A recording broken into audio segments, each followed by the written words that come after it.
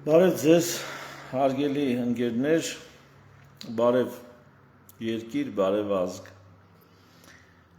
Այսօրվա զրույցը ինտելեկտուալ զրույց է լինելու, խելքին զոր տալու զրույց է։ Եվ ինչքան գնում ես այնքան հասկանում եմ, որ բավականին շատ բարդ բաներ կարելի է խելքին զոր տալով հասկանալ, մի երկու բան հետևողական ձևով սովորելով հասկանալ։ Եվ այսօր մենք կքննարկենք, կփորձենք հասկանալ, թե որն է աշխարհի լավագույն սահմանադրությունը։ Կարելի է տարբեր կրիտերիաներ մտածել, որ սահմանադրությունն է մարդու իրավունքների առումով լավ, կառավարման առումով լավ, ու ընդհանրապես կարելի է մտածել, ընդհանրապես ինչներից է պետք է մարդ այս հարցի պատասխանը։ Հենց թեկուզ նրա համար, որ այդ սահմանադրության վրա են հիմնվում բոլոր օրենքները երկրում, այդ սահմանադրության վրա են մարդիկ պարտական ինչ-որ բան կամ պարտավորված ինչ-որ բան անել, այդ սահմանադրության վրա են ձեր երեխեքին բանակ տանում, այդ սահմանադրության վրա են ձեզ պարտադրում կամ հակառակը դուք եք պահանջում ինչ-որ փոխադարձ պարտավորվածություններ։ Ուզում եմ դրա մասին խոսամ, ու դա կարևոր է, դա շատ կարևոր է։ Եվ եթե այս երկրում ընդամենը 10-15 կամ 20 մարդ է լինելու, ում սա հետաքրքրում է, ապա այդ 20 հոգին սովորելու, իմանալու, հենց հիմա 24 հոգի է հետևում լայվին, բայց կարծում եմ դեռ կավելանա, նոր ենք սկսել, որն է աշխարհի լավագույն սահմանադրությունը։ Այդ ոնց որոշենք։ Ինչից է այս հարցը եկել ինձ մոտ, հաճախակի ինձ լավ ծանոթ, ինձ մոտիկ մարդիկ, կարծես արդեն բան են դարձրել, ստերեոտիպ են դարձրել, որ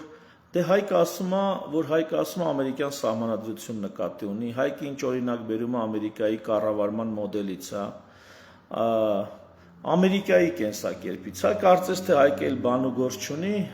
ու տենց կամ չգիտեմ, Հայկի ճաշակը սահմանադրությունների մեջ կամ հասարակարգերի մեջ կամ իրավակարգերի մեջ կամ քաղաքական եւ պետական կարգերի մեջ Ամերիկան է դուրն եկե Ամերիկայի ասում։ Բայց դրա համար օբյեկտիվ հիմքեր կան, չափելի, որոշելի, որոնց մասին ես ուզում եմ դուք իմանաք, հարգելիներս։ Ինչու, որովհետև շատ դեպքերում մարդիկ իրանց չհասկացածը փորձում են հիմնավորել դիմացինի թերի բացատրածով։ Տենց բան կա։ Դու լավ չես բացատրել, ոչ թե ինքն է դեբիլ, որ չի հասկանում, բայց մարդկանց մեծ մասը իհարկե դեբիլ չեն, մարդկանց մեծ մասը հասկանում են, ուղղակի իրանք հասկանում են, ինչ իրանց հետաքրքիր է, մարդկանց մեծ մասին հետաքրքիր չի, ինքը կարա կոնկրետ ասի, օրինակ, բանակ փողով կարելի է բանակից ազատվել, սա ազգի դեմ է, բայց որ ասես, լսի, հիմքերը որն են բացի քո այդ զուբրի տարած սովորույթից, հիմքեր ունես փողով ազատվելու դեմ կամ հակառակը հիմքեր ունես փողով ազատվելու կողմ բանակից, այդ մարդը չի կարա խոսա, չի կարա ասի, այնինչ ամեն ինչ շատ ավելի հեշտ է, բայց մի խոսքով այսքան նախաբանը նրա մասն է, որ սահմանադրությունը իմանալ կարևոր է, հասկանալ սահմանադրությունը կարևոր է, վերջին հաշվով ձեր հերն անիծում են հետ այդ սահմանադրությամբ, եւ եթե դուք երկրի ներսում ինչ-որ մեկի հերը պիտի անիծեք ու դրանից հետո չբանտարկվեք, ապա դա միայն լինելու է սահմանադրական պաշտպանությամբ, ուրիշ ձև չկա։ Այս հաղորդումը շատ լավ կլինի նաև մասնագետներին, իրավաբաններին, նրանք էլ ահագին բան կհասկանան, թե որն է լավագույն սահմանադրությունը։ Հիմա տեսեք, վերցնենք բժշկությունից։ Բժիշկը մի ռեցեպտ է գրում հիվանդին, ասում է գնա այս ռեցեպտով լավացի։ Պացիենտը գնում է, լավանում է կամ չի լավանում։ Լավագույն տարբերակում լավանում է։ Հիմա հարց, արդյոք այդ ռեցեպտի մեջ բոլոր դեղերն էին անհրաժեշտ։ Միգուցե 4 դեղ է գրել, որից 2-ը իրեն արդեն կբուժեին, կլավացնեին։ Իսկ այն եւս 2 դեղը, որ ավելորդ է նշանակված, միգուցե պետք չէին, անիմաստ ծախսեր էին, կամ ծախսեր էին, որի արդյունքում բժիշկը հատկատ է ստանում, այսինքն կողմնակի եկամուտ է իրան ապահովում։ Ինչ գիտեք։ Դուք ինչ գիտեք տվյալ ռեցեպտը, որ ձեզ գրված է, արդյոք լավն է թե վատ։ Մի տարբերակ վերջում տենում ես լավացար թե չէ, այս էլ է տարբերակ։ բայց կարող է լավանում ես, բայց եւ այնպես ավելի թանկ գնով, քան կարելի էր լավանալ։ Հիմա պատկերացրեք մի իրավիճակ, որտեղ դուք նստած եք բժշկի հետ կոնսուլտացիայի ու ձեր մեջքին թիկունքում հիվանդի հարազատի փոխարեն կամ հենց հիվանդի հարազատը շատ ուժեղ բժիշկ է։ Բժշկական գիտելիքներ ունի, ասենք, ես եմ գաստրոենտերոլոգիում, դուք էլ գնացել եք ռևմատոլոգի մոտ, հոդերի մասնագետի մոտ, ու ձեր մեջքին ես կանգնած եմ։ Ու ձեր փոխարեն կամ միգուցե ձեզանից հետո ես եմ հարցեր տալի ռևմատոլոգին, ես եմ նրանից ստանում պատասխանները, հիմնավորվածությունը իր նշանակումների, պետք եղած տեղն ձեզ բացատրում եմ երկու բառով ավելի շատ ու ավելի մանրամասն, թե ինչ տեղի ունեցավ ռևմատոլոգի արած աշխատանքի եւ նշանակված դեղատոմսի այդ գործընթացում։ Ինչ էր։ Որ դեպքում է ձեր ռեցեպտը ավելի լավ։ Հələ մտածեք։ Երբ որ դուք եք եւ դիմացը բժիշկ, թե երբ որ դուք եք ու ձեր թիկունքին կա կանգնած մեկ այլ բժիշկ։ Որ դեպքում է բիզնեսմենը գործարքներ կնքելուց ավելի լավ, երբ որ ինքն է կամ գնորդը, հա, գնացել եք շուկայից ինչ որ բան առնելու, ուսապարկ առնելու, գլխարկ առնելու, կոշիկ առնելու։ Որ դեպքում եք դուք ավելի ձեր առևտուրը ավելի հաջող, երբ որ ձեր հետ է նաև մեկ ով շուկան ամբողջությամբ տիրապետում է, ամբողջ գները, ինքնարժեքը, խարդախությունները, որակը, այդ ամեն ինչին տիրապետում է, եւ ձեզ հանդիսանում է կոնսուլտանտ, առնվազն կոնսուլտանտ։ Թե երբ որ դուք եք ու չէ ձեր 4 գլուխը, ու գնացել եք շուկայում ինչ որ բան առնելու, որ դեպքում եք դուք ավելի պաշտպանված։ Որ դեպքում է ձեր նախագիծը, ասենք, տան, ուզում եք տուն սարքեք, դիմել եք ինչ որ ճարտարապետի, եւ պատկերացրեք այդ ճարտարապետին տված հատակագծի քննում է, ստուգում է մի ուրիշ ճարտարապետ, ոչ պակաս ճարտարապետ։ Այստեղ կարող եք հարց տալ, բայց ինչի է ձեր հարազատը չի մի անգամից բուժում կամ նախագիծը գծում, ու ենթադրենք լիցենզիա չունի, հա, ասենց ասա։ Գիտի, բայց լիցենզիա չունի։ Այսինքն թույլտվություն չունի, ուրիշ երկրում է աշխատում ինքը, հիմա ձեր երկրի օրենքը պահանջում է, որ ձեր երկրում պետք է այդ ամեն ինչը հաստատվի։ Ինքն էլ կողքից ձեզ օգնում է։ Իրավաբանը, պատկերացրեք իրավաբանով, շատ լավ իրավաբանով իր իրավունքների համար կամ իր դատական հայցը առաջ տանելու համար աշխատող քաղաքացի եւ առանց իրավաբանի ինքն ու իր ընդհանուր գիտելիքները, որ դեպքում է ավելի որակով, ավելի երաշխավորված որակով լինում ձեր գործի հաջողությունը, ձեր գործի առաջ գնալը։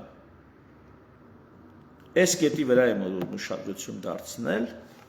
եւ պատկերացրեք մի երկիր, որտեղ սահմանադրություն է գրվում, հիմա եկանք մեր թեմային, որտեղ սահմանադրություն է գրվում, որը ամեն ինչ է կարգավորելու երկրում։ Եվ քանի որ երկրի ժողովրդի ազգի 99%-ը միշտ լինելու են սովորական քաղաքացի, 1%-ը լինելու է իշխանություն, նույնիսկ ավելի քիչ 0.1% ասենք։ 1%-ը լինելու է իշխանություն, 99%-ը միշտ լինելու են քաղաքացի։ Այսինքն նույնիսկ նրանք, ովքեր այսօր իշխանություն են, նրանց երեխաներն են վաղը լինելու քաղաքացի, կամ հենց իրենց արդեն մի քանի տարի կամ մի քանի տասնյակ տարի հետո լինելու են սովորական քաղաքացի։ Հետևաբար, եթե գրվում է մի երկրում սահմանադրություն, լավագույն սահմանադրությունը նա կլինի, որը քաղաքացիների համար է լավ, ոչ թե իշխանությունների համար։ Լավ կլինի, որ բոլորի համար լավը լինի, իհարկե։ Ահա որ դեպքում ավելի որակով։ Ու պատկերացրեք մի երկիր, որտեղ սահմանադրություն է գրվում, օրինակ Հայաստանի Հանրապետությունը վերցնենք, որտեղ սահմանադրություն է գրվում, կապ չունի 95 թվին է գրվում, 2005 թվին է գրվում, 15 թվին է գրվում, թե 2025 թվականին է գրվում, սահմանադրություն է գրվում եւ ձեր թիկունքում կանգնած է ոչ թե մի իրավաբան, ոչ թե մի սահմանադրագետով ձեր կողմից է հանդես գալու, այլ կանգնած է մի ողջ պետություն։ Իր իրավաբաններով, սահմանադրագետներով, տնտեսագետներով,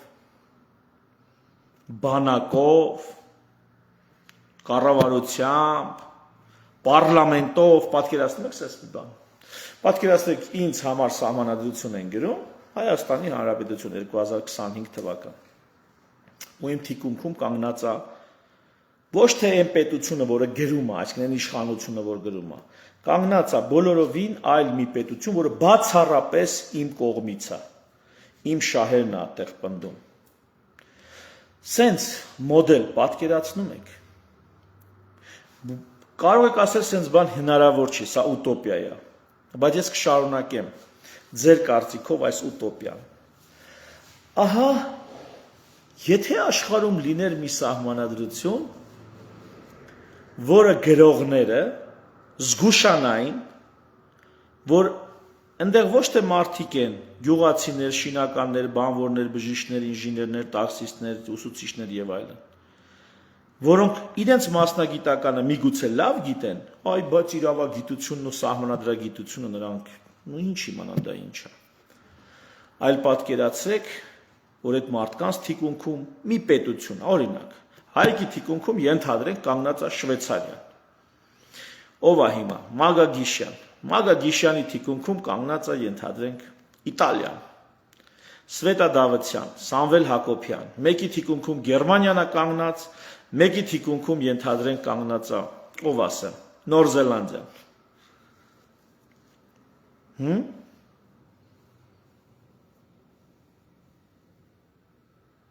Հələ պատկերացրեք։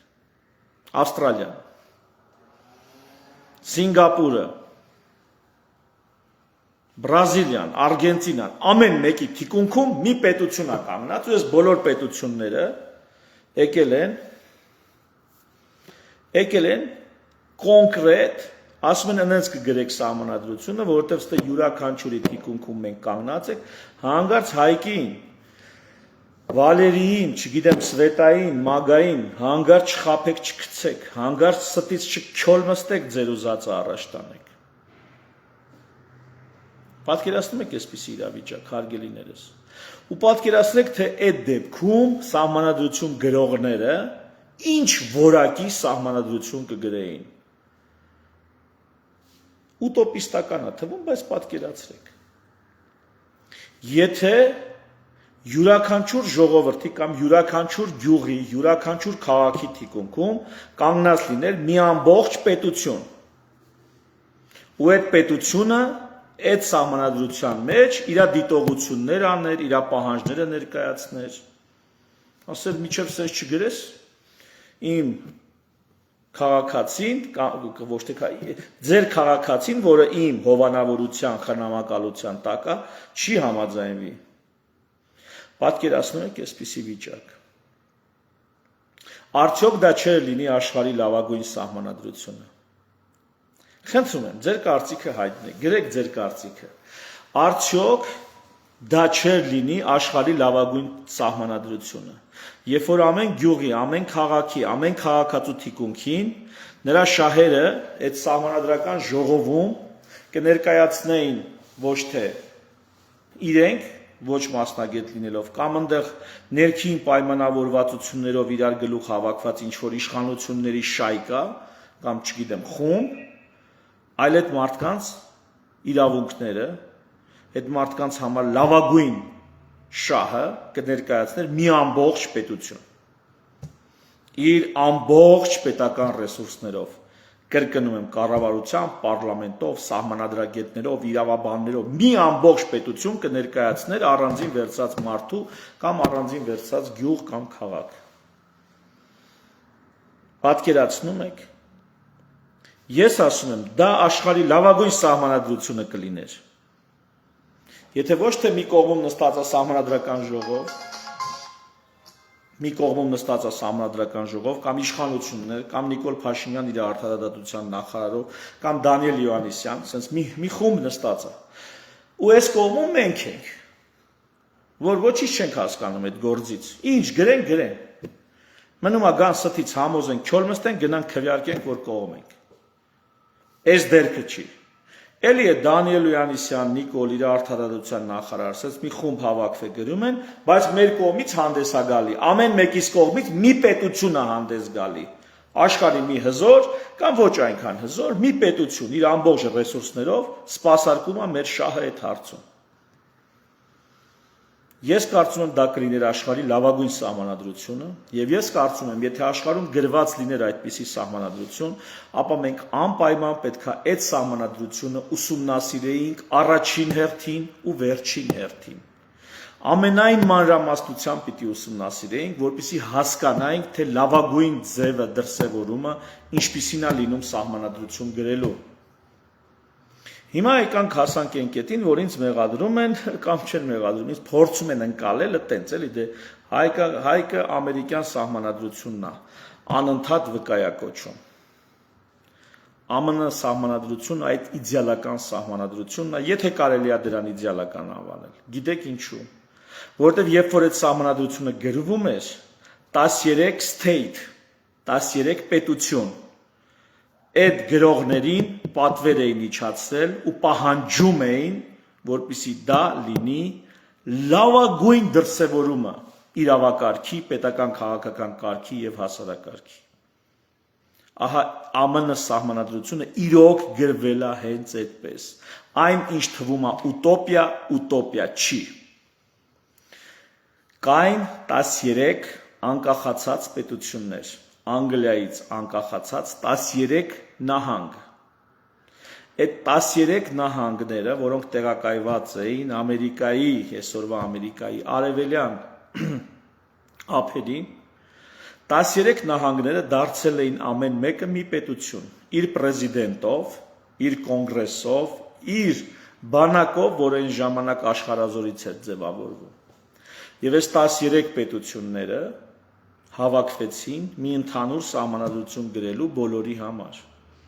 Բայց ամեն մեկը պահանջում էր, որ իր իրավունքները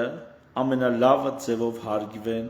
որ իր կառավարումը ամենադեմոկրատական ձևով իրականանա եւ ամենաարդյունավետ ձևով, եւ որ իր քաղաքացիները լինեն ամենահարմար, ամենակոմֆորտ, ամենառեալիզացված ազատության միջավայրում։ 13 պետություն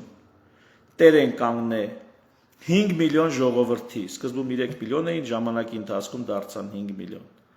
3-ից 5 միլիոն ժողովրդի 13 պետություն պահանջել են, որպեսզի մի նոր, բոլորովին նոր պետության համար, որը արդեն Միացյալ Նահանգներն էին, որտեղ ամեն 13 պետությունից ամեն մեկի պրեզիդենտը դառնում էր նահանգապետ, կոնգրեսը դառնում էր նահանգային կոնգրես, պարլամենտը, ու բոլորը հավաքվում էին մի մեծ ֆեդերացիայի, իրենց խոսքերով ասած, մի մեծ միության մեջ էին հավաքվում, բայց ամեն մեկի մեջքին կանգնած է եղել մեկ նահանգ։ Պատկերացրեցիք ինչպես է գրվել այդ սահմանադրությունը։ Այդ ուտոպիստական մոդելը 250 տարի առաջ կյանքի է կոչվել։ Հենց այդպես էլ արվել է։ Ու այսօրվա Ամերիկայի սահմանադրություն, որին ես հաճախ եմ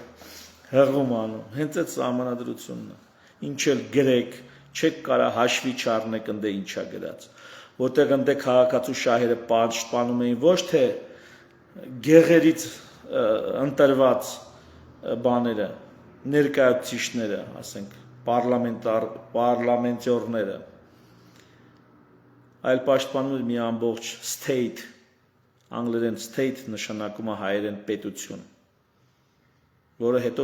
թարգմանվեց ռուսերեն state շտատ։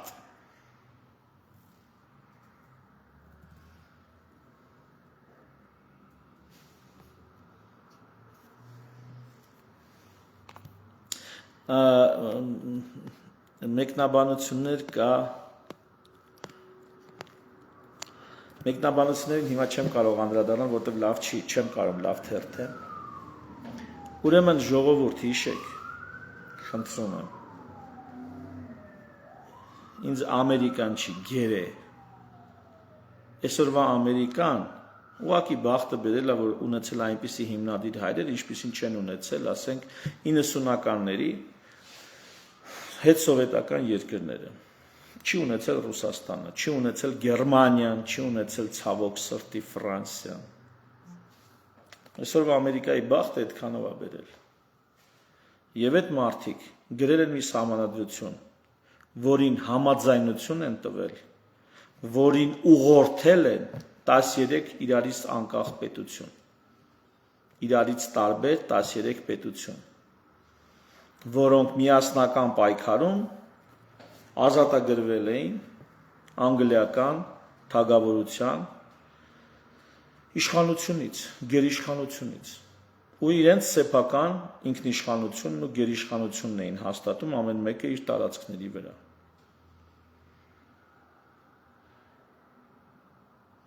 Եվ այս ամեն մեկը տերականգն է, որ այդ սահմանադրությունը գրվի այնպես, որ իր քաղաքացիներին հարմար լինի։ Նրանց մեկ ա եղել, չգիտեմ, այն մյուս նահանգի քաղաքացիները ոնց կվերաբերվեն դրան։ Իրան պետաքրքիր է իր քաղաքացիները։ Այսինքն այդ նույն մոդելն է Մանասյան Հայկի մեջքին։ Մի բանակ պետությունա կանգնած, Շիրակցու մեջքին մի պետությունա կանգնած, Արցախցու մեջքին մի պետություն, Սյունեցու մեջքին մի պետություն, չգիտեմ, Սևանցու մեջքին Դիլիջանցու մեջքին մի պետություն, Լոռեցու մեջքին մի պետություն, ամեն մեկի մեջքին կանգնած է մի պետություն։ Ու այս պետություններն իրենց ամբողջ ռեսուրսով հետևում են, թե այնտեղ ինչա գրվում։ Հիմա Հայաստանում սահմանադրություն է գրվում, դուք գիտեք, երևի թե գիտեք, որ գրվում է։ Գիտեք ինչա գրվում։ Ոչինչ չգիտեք։ Նույնիսկ չգիտեք լինելու է նախագահական թե պարլամենտական կառավարման համակարգ։ Նույնիսկ դա մի բան գիտեք, որ Ալիևի պահանջով նախաբանից հանվելու է 90 թվականի հռչակագրի մասին հղումը։ Սո, մենակ դա գիտեք։ Ուրիշ բան գիտեք, չգիտեք։ Ձեր ներկայացուցիչները, падգամավորները գիտեն, չգիտեն։ Իրավաբանության լավագույն մասնագետները հանրապետությունում, եթե բարեկամ ունեք, հարցրեք։ Եթե ձեր ընկերն է, հարցրեք, գիտեն ինչա գրվում, չգիտեն։ Ով գիտի ինչա գրվում։ Իսկ պատկերացրեք, եթե դրա փոխարեն մի հատ պետություն ընդեղից ասելու լիներ, հələ մի հատ ասա թե ինչ ես գրում ընկեր։ Վերջը ես պետք չէ վավերացնեմ։ Նահանգները, ամեն նահանգ պիտի վավերացներ այդ գրվածը։ Ահա թե ինչու։ Մոտ փորձենք ամփոփել։ Ահա թե ինչու։ Իրավունքների բիլում նախագծում, որ սահմանադրության տակից ավելացրեցին առաջի լրացումները, որը մենք այսօր ասում ենք մարդու իրավունքներ, իրականում մարդու իրավունքները չեն։ Զենքի իրավունքը, ազատ խոսքի իրավունքը, զորքերը սեփական տարածքում, մարդու սեփականության, մարդու չէ, սուբյեկտի սեփականության տարածքում զորքեր չտեղակայելու արգելքը, մամուլի ազատությունը, դավանանքի համոզմունքների ազատությունը։ Այս ամեն ինչը գրված չի եղել մարդու համար, գրված է եղել նահանգի համար։ Եթե ուշադիր կարդաք կհասկանաք։ Հետագայում Գերագույն դատարանի ԱՄՆ Գերագույն դատարանի որոշումներով, այսինքն տասնամյակներ եւ 100-ամյակներ անց, Գերագույն դատարանի որոշումներով մեկնաբանվեցին, որ այդ դրույթները, այդ լրացումները իրավունքների վերաբերվում են ինչպես նահանգին, այնպես էլ քաղաքացուն, նույնիսկ մարդուն, ով քաղաքացի չի, վերաբերվում են մարդուն եւ քաղաքացուն։ Դա հետագայում արդեն, բայց այդ օրը, երբ որ սահմանադրություն էր գրվում, զենքի իրավունքը նահանգինն էր, աշխարհազորի իրավունքը նահանգին էր, մամուլի ազատությունը նահանգինն էր, դավանանքի ազատությունը նահանգինն էր, ոչ թե քաղաքացուն։ Այսինքն նահանգները 13 պետություն, ամեն մեկը որպես մի մարդ իր պահանջն է ներկայացրել սահմանադրական ժողովին եւ ասել անենց կգրես, որ ինձ հարմար լինի։ Իսկ պատկերացնում եք, չէ՞, մի պետության, այդ մի նահանգի մեջ ինչքան իրավաբան կա, ինչքան պատերազմի հերոս կա, ինչքան բիզնեսմեն կա, ինչքան օլիգարխ կա, ինչքան հարուստ կա, ինչքան ստրկատեր կա, ինչքան բանը գործարանի կամ չգիտեմ ֆակտուրաների, ֆաբրիկաների տերեր կան։ Պատկերացնում եք, ինչ կա։ Ու մի բան էլ շատ կարևոր է, որ հաճախ հիշեցնում են, ասում են, դե գիտեք, դա հարուստներն են, այսինքն ընտրելու իրավունք բոլորը չունեին։ Ընտրելու իրավունք ունեին միայն տղամարդիկ, ովքեր հարկատու էին։ Յանի ուզում ասի դա այդքան էլ ժողովրդավարական չէր, մի քիչ խոսքը երկարում է, բայց սրա մասին երկու բառով ասեմ, որ այո, ընտրելու իրավունք ունի հարկատուն ըստ էության։ Բա ոնց կարա թոշակ ստացողը, օրինակ, որը մենակ թոշակ է ստանում, ոչ մի ուրիշ բան չի անում։ Նա ոնց կարա գնա ընտրի, թե ինչքան թոշակ ինքը պետք է ստանա։ Իրանով լինի $1 միլիոն թոշակ պետք է ստանա։ Նա կարա գնա տենց ընտրություն անի։ Այդ թոշակառուին պահողը պետք է գնա որոշի, թե ինքը ինչքան գումար կարա տա, որ այդ մարդը թոշակ ստանա։ Մի օրինակ։ Այսինքն հարկատունը քաշում ցավը, բեռը կրում այդ երկրի։ Դրա համար էլ հարկատուն պետք է ասի, ով լինի երկրի ղեկավար։ Սա մի հատ առանձին խոսակցություն է, որ ես անպայման կանդրադառնամ, որովհետև մեր օրերին շատ է նման։ Զինվորականը, որ կռվում է պատերազմում, նա կարա ասի, ով պետք է լինի երկրի գերագույն գլխավոր հրամանատար։ Չկռվողը, ո՞նց կարա այդ։ Դրա համար կանայք չեն ընտրել։ Կանայք չեն ընտրել դրա համար, որովհետև պատերազմի մասնակից եղել է տղամարդը։ Այսինքն նույնիսկ եթե այդ տղամարդը օրինակ հարկատու չի, բայց պատերազմել է, ինքը ընտրում է, ինքը քվեարկում է։ Եթե հարկատու է, ինքը երկիր է պահում։ Հետո ապացուցվեց, որ կանայք ոչ պակաս ներդրում ունեն երկրի կենսունակության, հարստության, զարգանալու համար։ Հետո կանայք էլ ներգրավեցին։ Ու 18 տարեկաններից սկսած ներգրավեցին, որովհետև 18 տարեկանից սկսածները մասնակցում էին բանակում պատերազմների։ Այս էլ ավելի ուշ լրացումներ են։ Այսինքն, երբ որ սահմանափակ թվով մարդիկ են քվեարկել, ոչ բոլորը, որովհետև օրինակ այսպիսի հիմնադիր հայրերի մոտ այսպիսի սկզբունք է եղել ուշադիր։ Ասեն այդ քաղաքացիներին ուշադիր։ Քաղաքացիներին չի կարելի համընդհանուր քվեարկելու իրավունք տալ։ Գիտեք ինչու։ Ասել դե որտեղ դե մի ծառուկյան գագիկ կա, որը ունի ենթադրենք 1000 հոգանոց գործարան։ Այդ 1000 հոգին, որ աշխատում են ծառուկյան գագիկի մոտ, գնալու են ու ծառուկյան գագիկի ուզածով ընտրեն։ Նրանք իրանց սեփական ձայնը չունեն, սեփական կարծիքը չունեն։ Նրանք վախենալու են, որ ներողություն իհարկե Գագիկ Ծառուկյանի օրինակը բերելու համար կարամ ուրիշ բան օրինակ բերեմ, ասենք ինչ ասեմ։ Սամվել ինչա՞։ Այ մամա ջան, մի խոսքով։ Ասենք թե Երևան City-ի աշխատողները։ Հիմնադիր հայրերն ասում են Երևան City-ի աշխատողներին դու ես թույլ տալի գնան ընտրություն անեն։ Ուր ես թույլ տալի նա քվեարկի։ Նա գնալու է իր շեֆի համար քվեարկի, պարզ չի։ Որովհետև նա վախենալու է, որ կարան իրան գործից անեն, եթե ինքը այլ համոզմունքների տեր լինի։ Նես չի որ Ամերիկան սրբերն են հիմնադրել եւ զարգացրել։ Մեր վիճակից տասնապատիկ ավելի այլանդակ վիճակ ա եղել այնտեղ։ Ժողովրդավարության, հանցագործության, կոռուպցիայի, ընտրակաշառքների, ընտրախախտումների առումով։ Մեր վիճակից տասնապատիկ ավելի սարսափելի վիճակ է եղել։ Բայց սկիզբը հիմնադիր հայրերը էս է եղել, ասլան գեր, դու ոնց ես քաղաքացուն, այսինքն համատարած ընտրելու իրավունք տալի։ Գնա ֆերմերին իրավունք տուր ընտրելու, որովհետև ֆերմերը ինքը իր մոտ է աշխատում։ Ինքը հարկատու է, ինքը իր մոտ է աշխատում։ Ինքը հացից չի կարա զրկվի իր քաղաքական համոզմունքների համար։ Ինքը ազատ մարդ է։ Իսկ եթե մեկը ուրիշի մոտ է աշխատում, օրը 12-16 ժամ, ստրուկի նման, ապա այդ մարդուն ընտրելու իրավունք մի տուր։ Պատկերացրեցիք, ոնց որ ի սկզբանե օրինակ ստրուկները ընտրելու իրավունք չեն ունեցել, որտեղ պարզ չի ում պետք է ընտրի ստրուկը, իր ստրկատիրոջն է գնալու ընտրի։ Ի սկզբանե, այսինքն երբ որ կասեք, հարգելի իրավաբաններ, երբ որ կասեք, որ այ գիտես այնպես դեմոկրատիա չի եղել, ընտրել են միայն հարուստներն ու ազատները ու չգիտեմ ովքեր, հենց միայն նրանք ունեին խղճի եւ համոզմունքների ներքին ազատություն, դրա համար էլ նրանք են ընտրել, որտեղ մյուսները չունեին խղճի եւ համոզմունքների ներքին ազատություն, կամ մեծ հաշվով չունեին։ Մյուսներին ընտրության իրավունք տալ նշանակում էր ընտրակեղծիքների համար ահռելի մեծ դուռ բացել։ Ահա թե ինչու ի սկզբանե թույլ չեն տվել, որպեսզի բոլորը ընտրեն։ Այլ ասել են միայն այն մարդիկ, ովքեր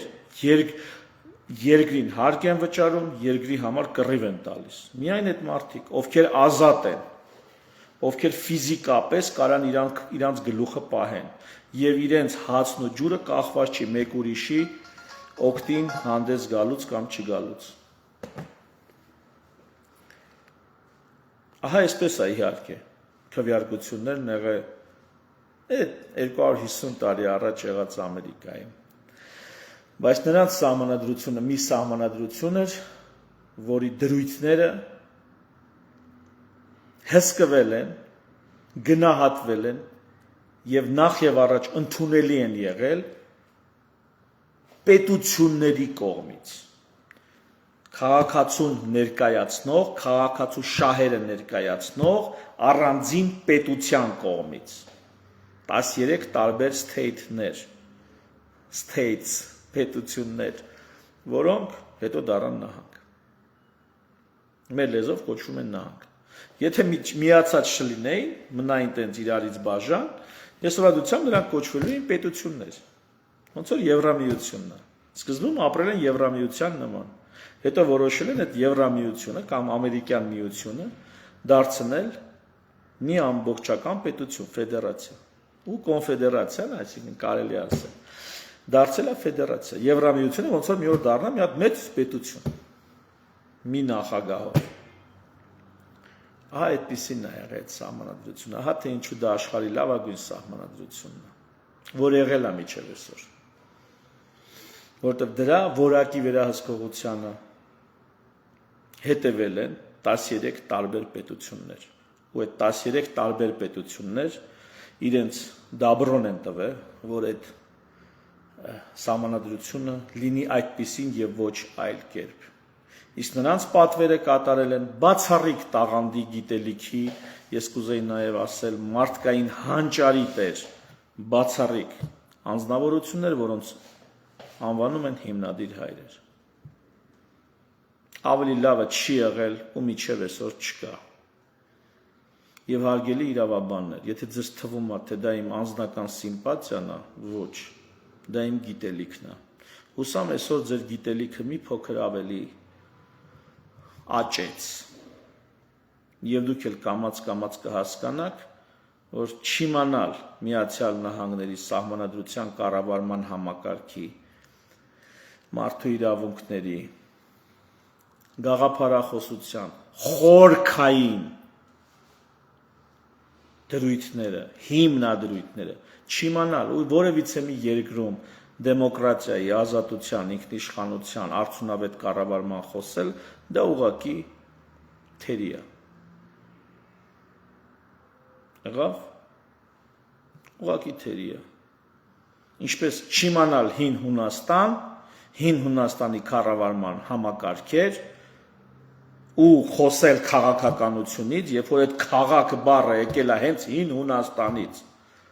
այդ պոլիտիկան եկել է պոլիտիայից կամ պոլիտեայից, չիմանալ պոլիտեա ու խոսալ քաղաքականությունից, դա շատ թերի է։ Ինչքան էլ լինեք տենց հայրենասեր։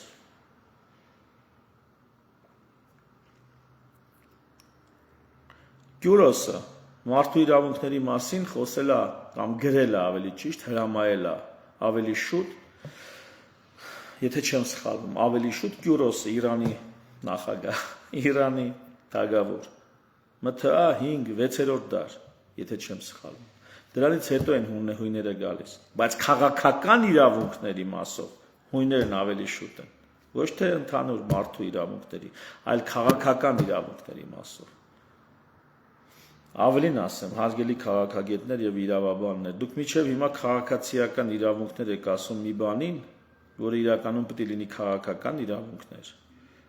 Այսինքն դուք մարդու իրավունքներին ասում եք քաղաքացիական իրավունքներ, իսկ քաղաքացու իրավունքներին չգիտեմ ինչ եք ասում, երբ որ քաղաքացու իրավունքները դա քաղաքական իրավունքներն են։ Ու դրանք լրիվ տարբեր բաներ են։ Այսինքն քաղաքական իրավունքները պետք է լինեն քաղաքացիական իրավունքներ, ոչ թե մարդու իրավունքները։ Տարբերությունն ասեմ, իրավունքներ կան, որոնք հնդիկը Հայաստանում օժտված է այդ իրավունքներով։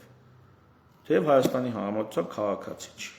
Դրա անունը դրել է քաղաքացիական իրավունքներ։ Այն դեպքում, որ հնդիկը ասում քաղաքացի չի։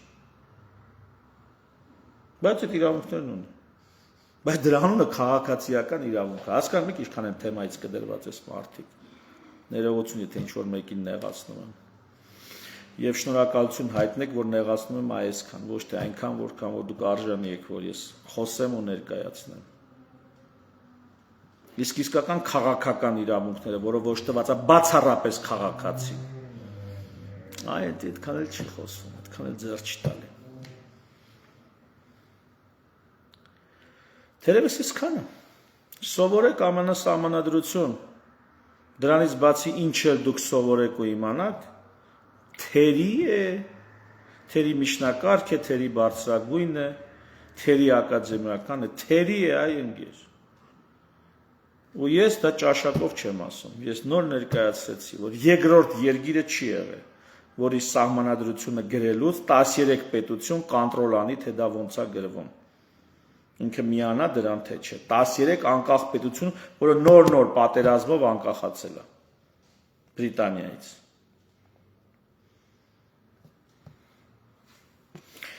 Դե եթե նույնիսկ օրինակ Եվրամիությունն ընդունենք, որ այսպիսի կարա լինի այսպիսին, մի օր դառնա պետություն, ֆեդերալ, ապա չկան այդ հիմնադիր հայրերը, որոնք պատերազմի թոհուբոհով անցած, փիլիսոփայությունը ծերից ծեր ուսումնասիրեց, Հունաստանի Հռոմի օրինակները աչքերի առաջ ունեցած ռեսպուբլիկան, իրանք իրանց երկրին ռեսպուբլիկա էին ասում, ռեսպուբլիկա կերտող,